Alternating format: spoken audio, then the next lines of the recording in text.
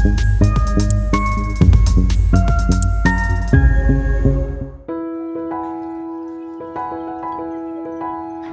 everyone, welcome back. If you are someone who know about the creation of this world by God, then you would know that He created this world in 6 days. If you do not know, then let me tell you that God, who is also known as the Creator, because all the things that exist today began to exist through Him, He took 6 days to create this world. He didn't create everything that we see today, but He definitely created what is called as initial things, through which all the things that we see today began to evolve, emerge, or was built from. So, is there a book which records all this information? Yes, definitely. The book called the Bible records His creation of this world in 6 days. The first page of the first book called Genesis in the Bible records this information. So what did He create in the 6 days? The first day He created light and darkness. The second day He created the sky. Third day land, sea and vegetation. The fourth day He created sun, moon and stars. Fifth day birds and sea creatures. And sixth day human beings and animals. Now the question arises, did God randomly create all the things of this world in 6 days? Did He randomly say, let birds appear, let sun appear, let sea be formed, let sky be formed? Did He had a proper plan or an order to put things in place? Did He use any logic to create all the things of this world? So what was the plan? So to look deeper into that, we will first bring the 6 days in front of us. What we will do, we will divide the 6 days into half, into first 3 days and into next 3 days. So the first 3 days, God created the base to hold things, the base on which things can be placed, things can live, exist and can be nourished. For example, the different bases that He created on the first 3 days could be sky, sea, land, so all these are the bases. The base is like a horizontal foundation on which things can be placed and exist and can live. The base is a foundation for different kinds of habitats and organisms or beings to live and exist and can be nourished. Now the next 3 days, God created the beings or the habitats that can live or can be placed upon that base. Now those habitats or the beings can be birds, sea creatures, fish, human beings like us and animals.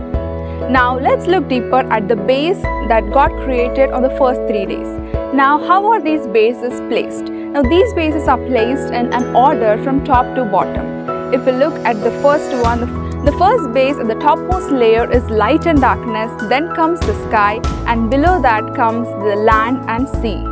If we open our windows and look outside, we can have a glimpse of this order which God used to put these bases in order.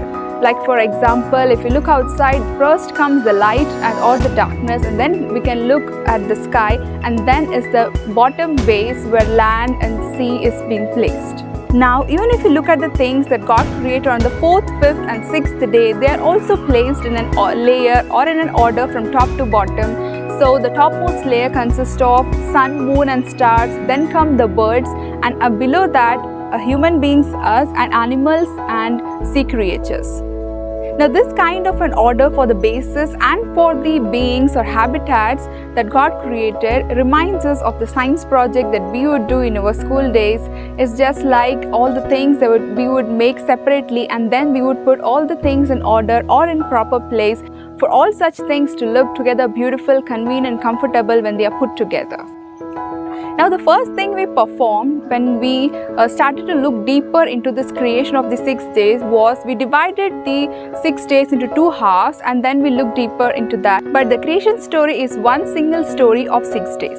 So we must put it all together again. Now there is a certain link which joins the first 3 days and the next 3 days. So for that, we will put the things created on the first 3 days into group A and the things created on the next 3 days onto group B. Now let's take the first thing in both the groups. In group A, the first is light and darkness, and in the group B, the first is sun, moon and stars.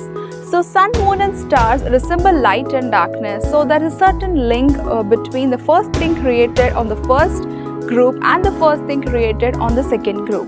So that's how each thing on group A corresponds with a thing on the group B.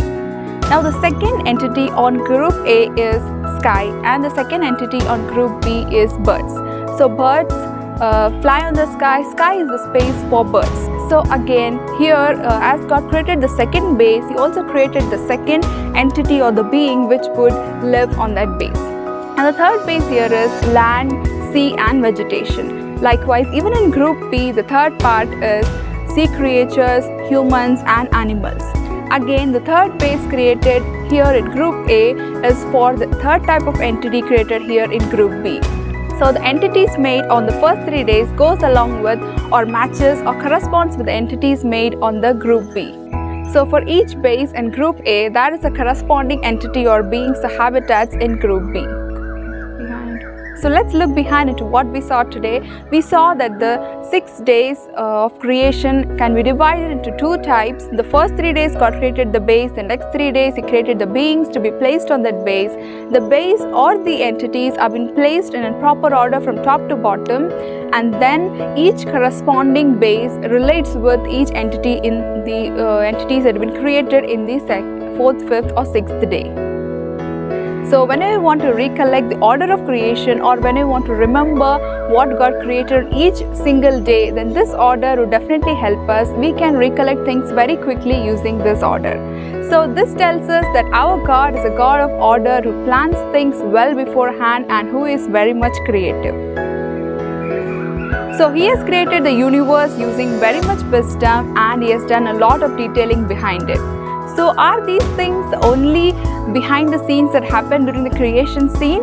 Not at all, because there are so many treasures hidden behind the creation story that happened in Genesis chapter 1. There are so much logical things that went behind the creation story.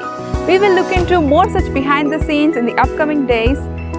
So if you like this video, do share it with others. Let others also know about the creative God and what goes behind His mind when He does something in this world. So if you like this video, like, share and subscribe. Until I meet you in another video, thanks for watching.